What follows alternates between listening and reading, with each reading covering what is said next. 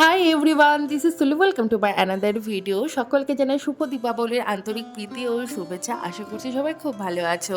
তো সেদিন ছিল বুধবার, আমাদের দুজনের দুপুরবেলা একটা ইনভাইট ছিল, তো সেখানে চলে গিয়েছিলাম। তারপর সেখান থেকে আমরা ভাবলাম যে একটু প্যান্ডেল হপিং করা যাক, কারণ রাত্রিবেলা তো প্রচুর পরিমাণে ভিড় হয়ে যায়। তো সেই জন্য প্রথমেই চলে এসেছি আমরা 3:30 নাম্বার মোড়ের এখানে।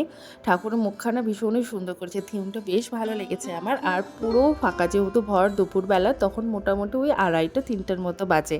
আর এখানকার থিম করেছিল কৈলাস থিমের মতো, যেখানে হচ্ছে মা কালীর চরণ আর জবা ফুল দিয়ে করেছে, বেশ সুন্দর।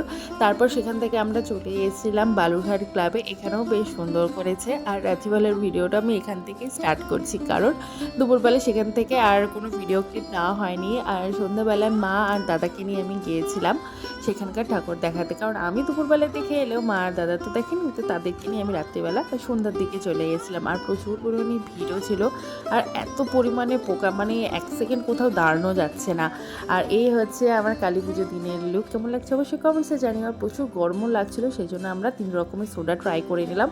আর বালুঘাটে রিসেন্ট ওপেন হয়েছে আপেল স্টোর, সেখানে ভীষণ সুন্দর মতো কালী পুজো হচ্ছিল, তো সেটা দেখে সোজা চলে এসেছে আমাদের ক্লাবে, মানে মিলনসংঘ ক্লাবের এখানে। তখন রাত্রি 10টার মতো বাজে, প্রচুর পরিমাণে ভিড় ছিল। এখানকার ঠাকুর দেখার পর আমরা আবার যাব গঙ্গারামপুর। নেক্সট ভিডিওতে শেয়ার করবো সেই ভিডিও। চলো বাই।